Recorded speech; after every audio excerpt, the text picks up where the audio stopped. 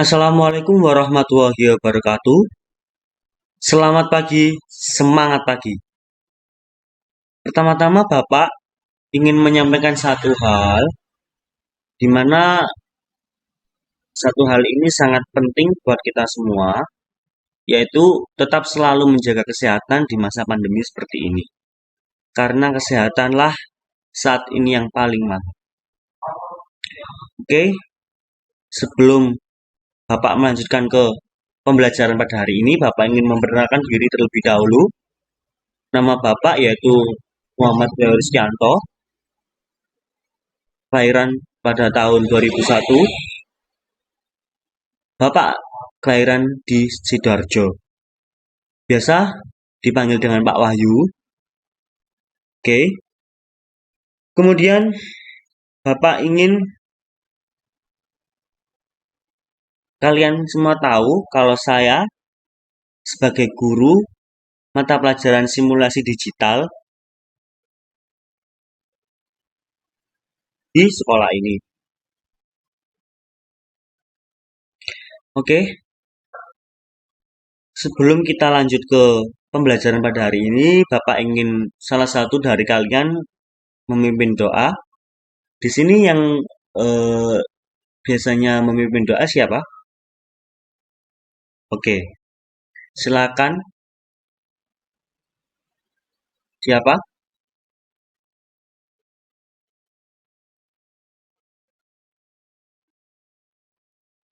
Nanda, silakan Mas Nanda. Berdoa mulai.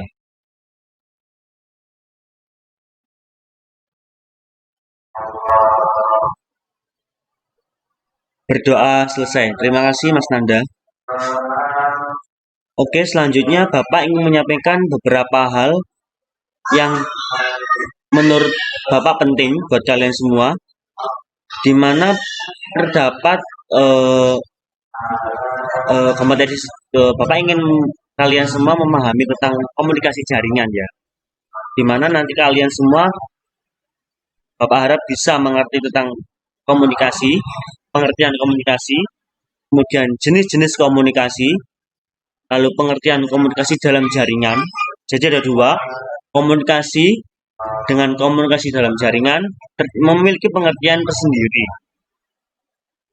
Kemudian terdapat keunggulan dan kelemahan pada komunikasi dalam jaringan. Nah, nanti Bapak harap kalian juga paham akan hal itu. Kemudian jenis-jenis komunikasi daring. Lalu ada komponen pendukung komunikasi daring. Itu yang Bapak harap mengenai kalian dapat memahami. Selain kalian dapat memahami, Bapak harap kalian bisa menyajikan hasil pemahaman tentang komunikasi dalam jaringan mulai dari pengertian jenis-jenisnya, kemudian pengertian tersendiri dari komunikasi dalam jaringan, lalu komponen dan jenis-jenis komunikasi dalam jaringan. Oke? Tanpa berlama-lama, marilah kita lanjut ke materi pada pagi hari. Oh ya, nanti sebelum pulang, salah satu dari kalian, Bapak minta flash disknya ya, nanti Bapak akan berikan e-book, jadi nanti kalian share ke teman-teman kalian. Dalam e-booknya nanti terdapat banyak sekali informasi mengenai komunikasi dalam jaringan. Nah, kalian bisa belajar dari e-book tersebut.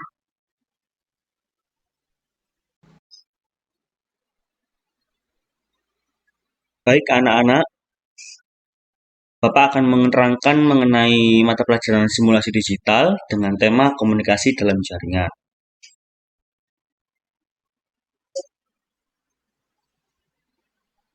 Bapak memiliki pengertian komunikasi.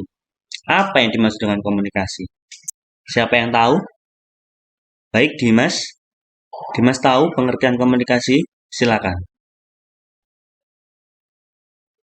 Nah, teman-teman, yang dikatakan Dimas ada benarnya. Jadi komunikasi yaitu sebuah komunikasi yang memungkinkan terjadinya komunikasi dua arah yang dilakukan dalam satu waktu yang bersamaan maupun dalam waktu yang berbeda yaitu asinkronus. Lalu komunikasi daring dapat dilakukan melalui pengiriman teks dan gambar. Bahkan memungkinkan komunikator dan komunikan melakukan percakapan langsung dengan saling melihat gambar lawan bicaranya. Bapak katakan komunikasi daring telah melipat dunia atau menafikan jarak. Selanjutnya, kemudian ada beberapa fungsi dari komunikasi, antara lain sebagai berikut. Fungsi yang pertama yaitu sebagai informasi. Jadi komunikasi membantu proses penyampaian informasi yang diperlukan individu dan kelompok untuk mengambil keputusan dengan meneruskan data dan menilai pilihan-pilihan alternatif. Yang kedua, sebagai kendali, di mana komunikasi bertindak untuk mengendalikan perilaku anggota dalam beberapa cara. Setiap organisasi mempunyai wewenang dan garis panduan formal yang harus dipatuhi oleh karyawan.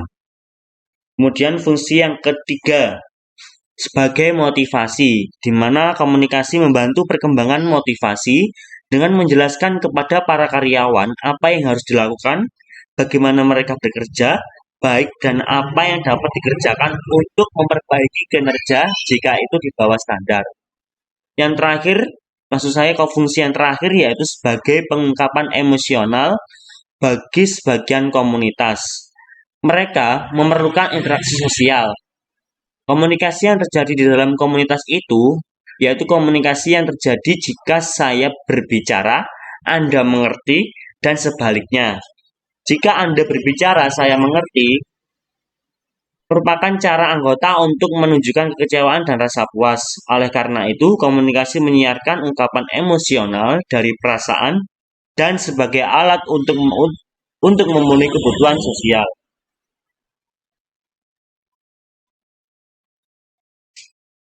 Dalam PPT Bapak, terdapat beberapa jenis komunikasi. Yang pertama yaitu komunikasi lisan atau verbal, yaitu komunikasi yang menggunakan kata-kata baik ucapan maupun tulisan. Kemudian yang kedua yaitu komunikasi nirkata atau nonverbal, yaitu komunikasi yang menggunakan bahasa tubuh, bahasa gerak atau isyarat, atau gambar. Berbekal pengetahuan jenis atau kategori komunikasi tersebut, dapat dikatakan bahwa komunikasi adalah perbuatan mentransfer pesan atau informasi dari suatu tempat ke tempat lain, baik secara verbal atau lisan, menggunakan suara, tertulis, menggunakan barang cetak atau media digital seperti buku, majalah, laman, atau surel, maupun secara nirkata atau nonverbal, menggunakan bahasa tubuh, gerak isyarat, gestur, serta tekanan atau tinggi nada suara. Kemampuan seseorang berkomunikasi diukur dari seberapa akurat informasi atau pesan yang dikirim oleh komunikator. Komunikator yaitu pengirim informasi, di mana dapat diterima oleh komunikan. Komunikan yaitu menerima informasi. Dan sebaliknya. Hal tersebut juga menjadi ukuran seberapa mahir kita berkomunikasi. Tadi kan pengertian komunikasi ya, sekarang sama Bapak ditambahi dalam jaringan. Kira-kira kalau secara definisi siapa yang tahu komunikasi dalam jaringan? Boleh angkat tangan? Oke Putri. Jadi komunikasi dalam jaringan atau komunikasi virtual adalah cara berkomunikasi di mana penyampaian dan penerimaan informasi atau pesan dilakukan dengan menggunakan internet atau melalui dunia maya, cyberspace. Komunikasi virtual pada abad ini dapat dilakukan di mana saja, serta kapan saja. Jadi salah satu bentuk komunikasi virtual adalah pada penggunaan internet, di mana internet merupakan media komunikasi yang cukup efektif dan efisien dengan tersedianya berbagai layanan fasilitas seperti web, chatting, Mr. Chat, Yahoo Messenger, TikTok, dan lain-lain. Juga email, Friendster, Facebook, dan Twitter. Begitu banyak fasilitas yang ditawarkan dalam dunia maya untuk melakukan komunikasi. Dan keberadaannya semakin membuat manusia tergantung pada teknologi Ketergantungan tersebut dapat dilihat pada maraknya penjualan ponsel dengan harga murah dan tawaran kelengkapan fasilitas untuk mengakses internet. Kegemaran berkomunikasi yang bermedia internet ini menimbulkan suatu komunitas baru yang disebut komunitas virtual.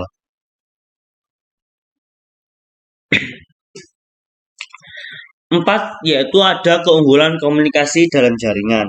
Yang pertama, keunggulannya dapat dilakukan kapan saja, di mana saja. Dengan komunikasi daring ini, setiap pengguna dapat melakukan komunikasi bebas. Ya, dalam arti bebas yaitu kapanpun, dimanapun kalian bisa melakukan komunikasi. Kemudian ada efisiensi biaya. Keunggulan pada efisiensi biaya ini berbeda dengan komunikasi konvensional, di mana komunikasi daring tidak memerlukan terlalu banyak biaya. Jadi untuk berkomunikasi cukup bertemu tatap muka dengan internet, dengan melalui jaringan internet kita dapat melakukan komunikasi dengan hemat biaya. Kemudian efisiensi waktu, di mana komunikasi dapat dilakukan dengan cepat tanpa harus pergi kemana dulu baru bisa berkomunikasi. Dengan internet, dengan dalam jaringan ini, komunikasi bisa dilakukan dengan secara singkat dan jelas. Yang keempat juga meningkatkan partisipasi. Dengan terbukanya jalur komunikasi akan semakin banyak orang yang dapat berpartisipasi dalam diskusi. Selain keunggulan, dalam komunikasi jaringan terdapat kelemahan, di mana yang pertama, tidak mewakili emosi pengguna intonasi bicara raut muka gerakan tubuh. Itu merupakan hal yang relatif sulit untuk dipahami dalam komunikasi dalam melakukan komunikasi jaringan. Kemudian memerlukan perangkat khusus dalam pelaksanaannya. Komunikasi daring memerlukan adanya hardware dan software. Lalu kelemahan yang ketiga yaitu terlalu banyak informasi yang tidak penting. Jadi dalam komunikasi ini terdapat informasi-informasi yang tidak terlalu penting dan menjadi halangan bagi mereka yang ingin komunikasinya secara internal, sehingga membuat bingung si penerima. Kemudian yang keempat, menyita konsentrasi melakukan komunikasi daring tidak pada tempat dan waktu yang tepat. Dapat mengabaikan atau menunda hal yang lain, bahkan membahayakan orang lain maupun diri sendiri. Yang kelima, jenis komunikasi daring. Terdapat dua jenis komunikasi daring. Yang pertama, komunikasi daring sinkron, serempak ya artinya. Jadi komunikasi daring serempak atau komunikasi sinkron ini adalah komunikasi yang menggunakan komputer sebagai media yang terjadi secara serempak, waktunya nyata, real time. Contohnya yaitu komunikasi sinkron antara lain sebagai berikut. Text chat adalah sebuah fitur aplikasi atau program dalam jaringan internet untuk berkomunikasi dan bersosialisasi langsung sesama pemakai internet yang sedang daring, yang sama-sama sedang menggunakan internet. Yang kedua yaitu komunikasi daring asinkron. Artinya tak serempak. Jadi komunikasi daring ini bisa tak serempak ya, artinya asinkron itu tadi. Jadi dalam komunikasi ini terdapat perangkat komputer dan dilakukan secara ditunda. Contohnya komunikasi daring menggunakan email, forum, rekaman simulasi visual, serta membaca dan menulis dokumen daring melalui World Wide Web. Lalu ada komponen pendukung komunikasi daring. Komponen perangkat keras hardware merupakan perangkat yang bentuknya dapat dilihat ataupun diraba oleh manusia secara langsung untuk berbentuk nyata. Contohnya dari perangkat keras yang diperlukan untuk melaksanakan komunikasi daring yaitu komputer, headset, mikrofon, serta perangkat pendukung koneksi internet. Yang kedua yaitu komponen perangkat lunak, software, program komputer yang berguna untuk menjalankan suatu pekerjaan yang dikehendaki oleh program diperlukan sebagai penjembatan antara perangkat akal firmware dengan perangkat keras hardware. Program-program yang biasa digunakan dalam melaksanakan komunikasi daring antara lain yaitu Skype, Google Plus, Hangout, web conference, dan lain-lain. Komponen yang berikutnya yaitu komponen perangkat nalar atau akal hardware, di mana termasuk dalam komunikasi ini adalah mereka manusia yang terlibat dalam penggunaan serta pengaturan perangkat lunak dan perangkat keras untuk melaksanakan komunikasi daring. Nah, dari penjelasan Bapak di atas ada yang ditanyakan? Tanya,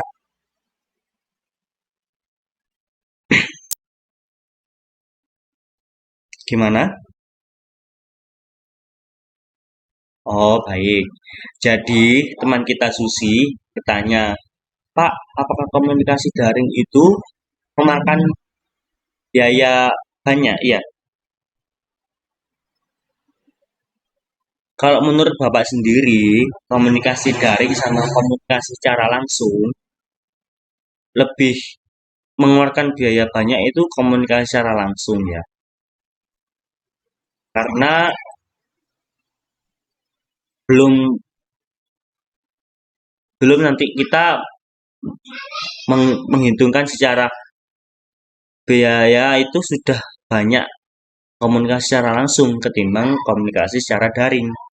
Jadi secara tidak langsung komunikasi daring yaitu komunikasi yang sangat praktis.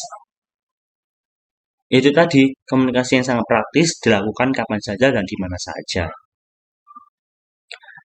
Baik ya, jadi Susi tadi Bapak menjawab komunikasi daring lebih praktis dan lebih murah. Kalau untuk biayanya tergantung kita memakai komunikasi dalam jaringan ini seberapa banyak. Jadi kan kita kan membutuhkan internet ya. Internet kan otomatis kita menggunakan paket data yang cukup untuk melakukan komunikasi dalam jaringan. Ya, jadi tergantung pemakaiannya saja. Baik, ada yang mau ditanyakan lagi selain Susi? Sudah? Nah, kalau kesimpulan dari Bapak mengenai komunikasi dalam jaringan, yaitu sebuah proses penyampaian atau pikiran atau gagasan juga dari seorang ke orang lain yang dilakukan melalui dunia maya. Lalu jenis-jenis komunikasi daring tadi berdasarkan metode penyampaiannya ada komunikasi sinkron, yaitu komunikasi yang terjadi bersamaan, dan komunikasi asinkron yang dilakukan secara tertunda. Seperti itu. Tugas untuk pertemuan selanjutnya, di mana tugasnya terdiri dari beberapa perintah. Yang pertama terdapat tugas mengenai Anda, kalian semua. Pak minta kalian semua membuat kelompok terdiri dari 3 orang per kelompoknya.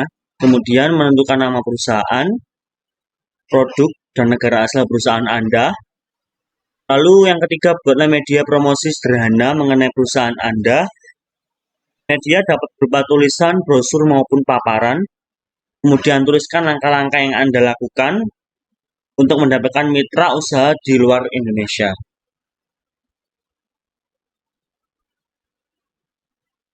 Kemudian yang kelima yaitu silakan berdiskusi dan rangkum dalam file paparan mengenai hal-hal berikut. Sebutkan paling tidak 3 jenis dan metode komunikasi yang dapat Anda gunakan. Sebutkan kelebihan dan kelemahan masing-masing jenis dan metodenya. Kemudian silakan berdiskusi dengan anggota kelompok seberapa pentingkah komunikasi daring terhadap kemajuan teknologi saat ini. Berikan buktinya. Lalu berdasarkan fakta dan perkembangan teknologi saat ini, seperti apakah bentuk dan teknologi komunikasi daring pada masa yang akan datang.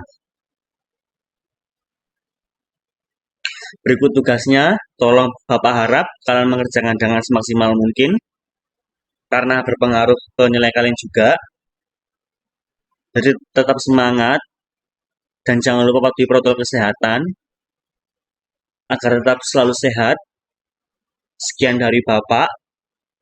Untuk link absensinya, nanti Bapak akan share di Google Classroom linknya. Nanti silakan absen, Bapak tunggu sampai jam 10. Kemudian Jangan lupa untuk tugasnya, minggu depan harus sudah selesai semua. Sekian dari Bapak, marilah kita berdoa bersama-sama agar apa yang kita peroleh pada pagi hari ini barokah dan bermanfaat untuk kita. Berdoa mulai.